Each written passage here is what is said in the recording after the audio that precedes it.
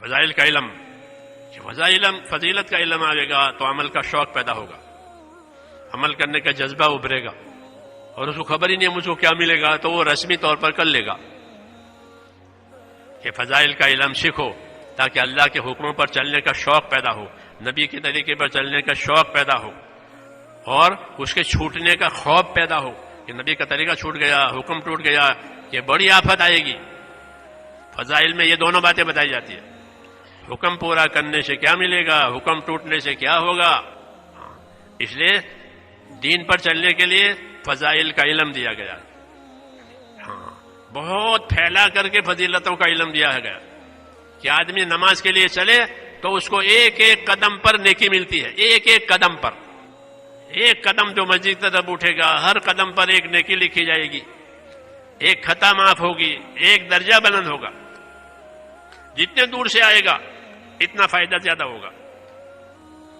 دنیا میں ایسا ہے کہ کسی فیکٹری میں آپ جائیں بہت دور سے تو آپ کو بہت فائدہ ہو، ایسا ہے کہ کسی آفس میں بہت دور سے جائیں یہ کچھ نہیں ہے، وہاں جا کے جو کام کرو گے اسی کا ملے گا، اور اللہ کے ہاں کیا آپ کے قدم اٹھتے ہی آپ کا حساب شروع ہو جائے گا۔ اس لیے صحابہ دور سے آتے تھے، قریب رہنا پسند نہیں کرتے تھے، بلکہ حضور نے مشورہ یہ دیا کہ مسجد کے پاس مت بناؤ مکان۔ ایک آدمی نے کہا کہ میں اپنا وہ مکان دور والا چھوڑ کے مسجد کے پاس بنانا چاہتا ہوں، کہ نہ، تم وہیں سے آؤ اور چل کر کے آؤ، تمہارا چلنا مسجد میں آتے وقت اور واپس جانا یہ سب لکھا جائے گا۔ یہ ترغیب دی کہ تمہارا نماز کے لیے چل کر آنا پھر واپس جانا یہ سب لکھا جائے گا، اس لیے وہیں رہو۔ مسجد کے بعد مکان بنانے کی رائے نہیں دی،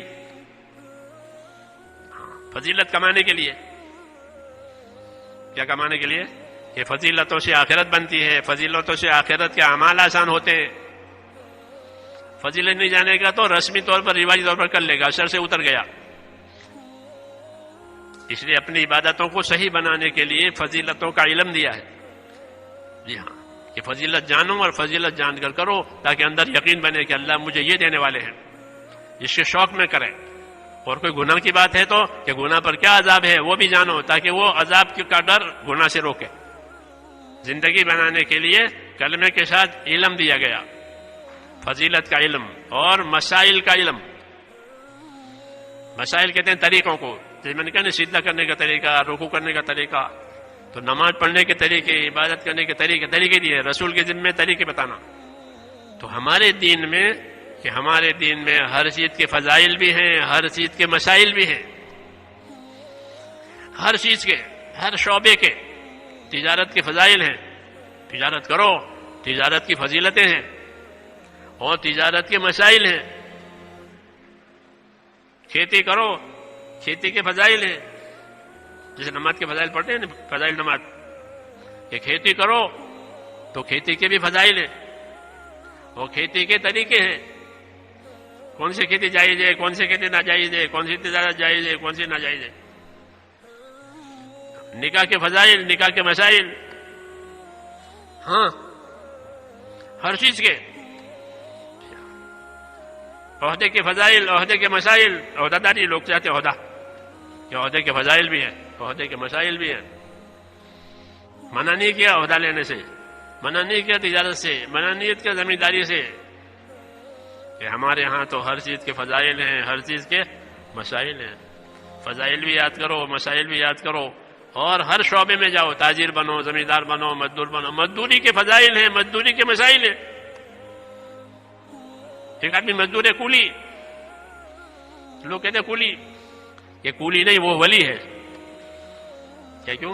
حضور نے فرمایا جو آدمی میں اپنی محنت اور اپنے ہاتھ کی محنت مزدوری سے شام کو تھک کر کے چور ہو جاتا ہے تو اللہ شام کو ہی اس کی مغفرت کر دیتا ہے۔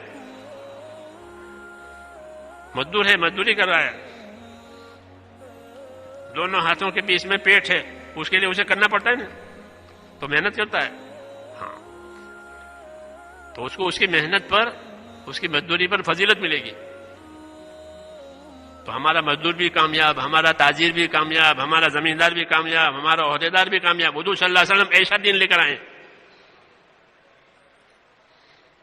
کیا لے کر آئے؟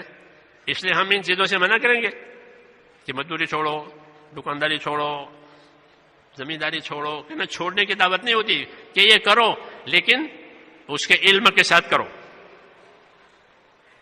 تاکہ تمہاری آخرت بنے. کیا بنے؟ کہ تمہاری آخرت بنے. کہ مسلمان وہ ہے جو دنیا سے آخرت بناوے. مسلمان کیا کرتا ہے؟ دنیا سے آخرت بناتا ہے. کافر دنیا سے دنیا بناتا ہے. کافر کیا کرتا ہے؟ دنیا سے دنیا بناتا ہے، اس لیے اس کی دنیا بھی نہیں رہتی اور آخرت بھی نہیں ہوتی.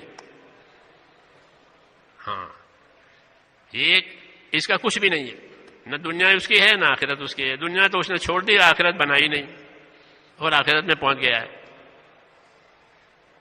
جی ہاں، کیونکہ وہ آخرت کو مانتا نہیں ہے کہ جو کچھ ہے وہ دنیا ہی ہے. جی ہاں، اس لیے اس کی دنیا بھی ختم، آخرت بھی ختم، اور آخرت وبال ہے. اور ایمان والا کہ ایمان والے کے دنیا، کہ اس کی دنیا اس کے دین کی وجہ سے اللہ کی نعمت ہے. کیا ہے؟ اللہ کی نعمت ہے دین کی وجہ سے. ہاں یاد رکھو کہ دنیا میں دین لایا ہے، کہ تجارت بھی نعمت ہو گئی، حکومت بھی نعمت ہو گئی، مزدوری بھی نعمت ہو گئی، زمینداری بھی نعمت ہو گئی. کیوں؟ کہ اس میں دین آیا ہے، اس لیے دین کی دعوت ہے. کیا ہے؟ دین کی دعوت. کہ اپنے اندر ایمان اور علم لاؤ، پھر دنیا کے ہر گوشے میں جاؤ، ہر شعبے میں جاؤ، یہ چیز لے کر کے جاؤ دنیا میں. پھر وہ دنیا نہیں ہے، وہ دین ہے. کہ سچا اور ایماندار تاجر وہ کل اللہ کے عرش کے سائے کے نیچے ہوگا. سچا اور ایماندار تاجر کل نبیوں کے ساتھ اٹھے گا. کہ کھیتی بھی نہیں ہے کہ جو کھڑی ہے کھیتی، ابن عباس فرماتے تھے کہ کھڑی کھیتی تسبیح پڑتی ہے اور اس کا ثواب کھیتی والے کو ملتا ہے. ہاں، کھڑی کھیتی تسبیح پڑتی ہے. گنا کھڑا کر دیا، سرسوں کھڑا کر دیا، ہاں، کپاس کی کھیتی، گیہوں کی کھیتی، یہ تسبیح پڑتی ہے.